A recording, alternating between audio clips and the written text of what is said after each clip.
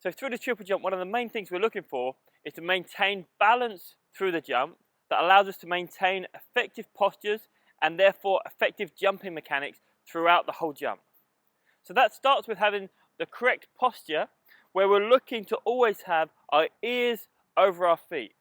So in keeping this line, we can always stay balanced, whereas if we have our trunk forwards, now our center of mass goes in front of us and we're going to be rotating forwards through the jump. So we're always looking to have our ears over our feet whenever we're moving and jumping through the triple jump.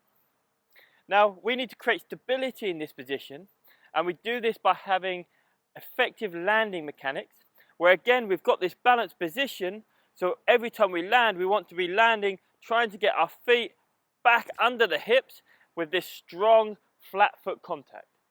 So this is going to form the basis of our jumping, is to learn how to land with a flat foot contact and our ears over our feet.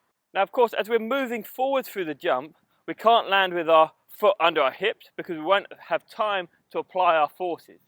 What we are going to do is, as we're moving forwards, strike the foot slightly ahead of the body, but still with that flat foot stiffness in our contact, and then we use this lever that we've set up to help us lift through the air.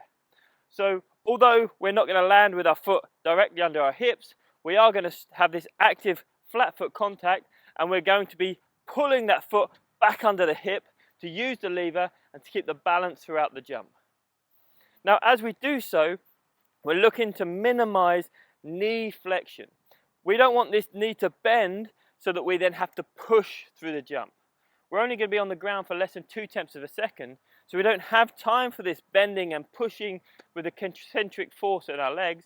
We need to use the elastic component to use the tendons to stretch and to release energy, and then we can create our jump within that 0.2 of a second. So as we're having our active strike on the ground and we're pulling that foot under the hip, we're trying to minimize that knee flexion and use the elastic component through the jump.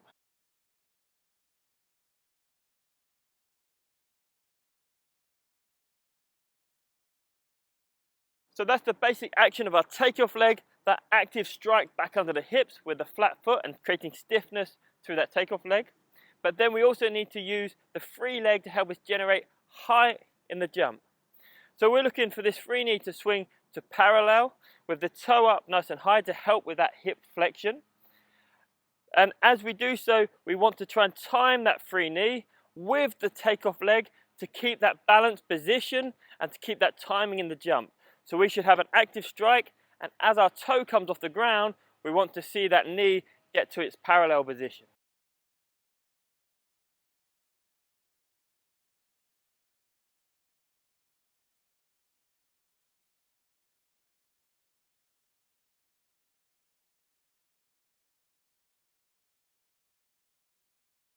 Now we'll know we've got the timing of this free knee correct if, one, we see it reach this high knee block as the toe comes off the ground, but also when we're at mid stance, where we have the weight over our foot, we should see our knees together on the ground. This tells us that we have good timing in our takeoff.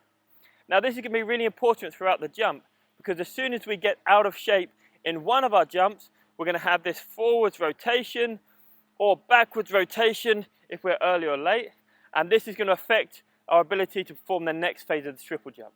So the triple jump is all about maintaining this position and maintaining this timing and this rhythm through the jump. Now of course, if we want to have balance through our jump, we need to also have the arms counterbalancing what the leg action is doing. So most of our athletes are going to have an opposite arm and leg action, although some triple jumpers do use a double arm shift. But either way, what we're looking for is that our arms are in time with our legs to sync up that movement, and that what we're doing with our arms is balancing what we're doing with our legs. So we have a long arm at the back counterbalancing that long takeoff leg, and we have an arm and a shoulder driving forwards with that front arm to counterbalance this forward and upwards drive of our free knee. So we'll have a long back arm and a shorter front arm counterbalancing that leg action. If we have a double arm shift, we're going to have both arms driving from the shoulder in the same way that we have that free knee driving from the hip throughout the takeoff. So some excellent exercises for teaching these basic jumping positions throughout the triple jump are using our jumping and landing exercises, where we're learning how to keep that upright posture and create stability on landing, and our skipping exercises, where we're keeping that same posture, we're learning to actively strike the ground and to time up that driving knee at takeoff.